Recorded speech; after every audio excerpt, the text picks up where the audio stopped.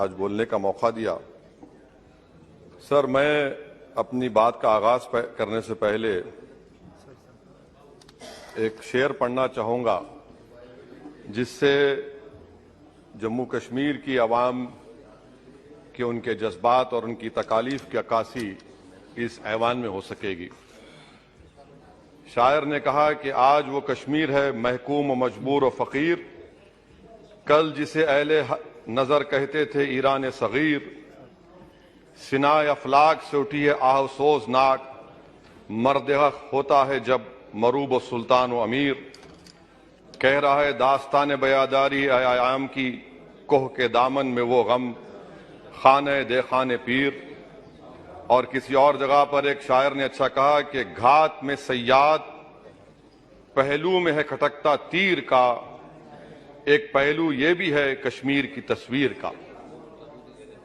سر، میں یہاں پر یہ بات صاف اور واضح طور پر کہنا چاہوں گا کہ آر ٹی آئی کے اپلیکیشن میں یہ کہا گیا جواب میں کہ 30 سال میں 1724 ملیٹنٹس کو حکومت اور فوج نے، پولیس نے ان کو مارا، ملیٹنٹس کو، یا ان کی موت ہوئی، جس میں سے صرف 89 کشمیری پنڈت کا قتل ہوا۔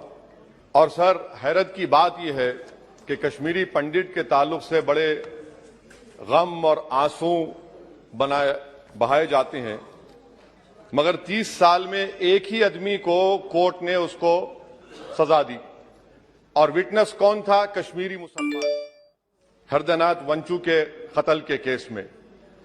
میں سرکار سے مطالبہ کرتا ہوں کہ ایک آزادانہ کمیشن کو فوراً بنایا جائے تاکہ سچائی اور حقیقت سامنے آ جائے، دودھ کا دودھ اور پانی کا پانی ہو جائے۔ اور حیرت افسوس اس بات کا ہے کہ 1500 نان پنڈت ہندوؤں کا بھی قتل ہوا ملیٹنٹس کی طرف سے، مگر ان کے بارے میں کوئی آنسو نہیں بہایا جاتا، ان کے بارے میں کوئی پکچر نہیں بنتی اپنی جیب گرم کرنے کے لیے۔ سر، دوسری بات یہ ہے کہ جو بات یہاں پر سرکار کی طرف سے کہی گئی کہ جو ڈیلیمیٹیشن ہوا، اسمبلی اور پارلیمانی حلقوں کی جو حد بندی کی گئی، وہ بڑا ہی صاف ستھرے طریقے سے کیا گیا۔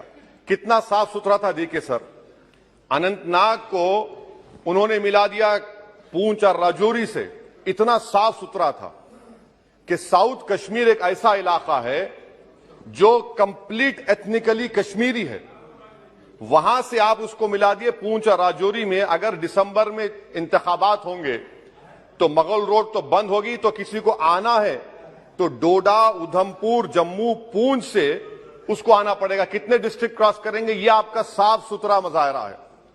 تیسری بات یہ ہے کہ سر، میں محترمہ فائنانس منسٹر صاحبہ جب جواب دیں گے، وہ اس ایوان کے ذریعے پورے ملک کو بتا دیں کہ آپ نے دفعہ 370 کو، آرٹیکل 370 کو ہٹانے کے بعد آپ نے کہا تھا کہ ہر مرض کا علاج ہو جائے گا۔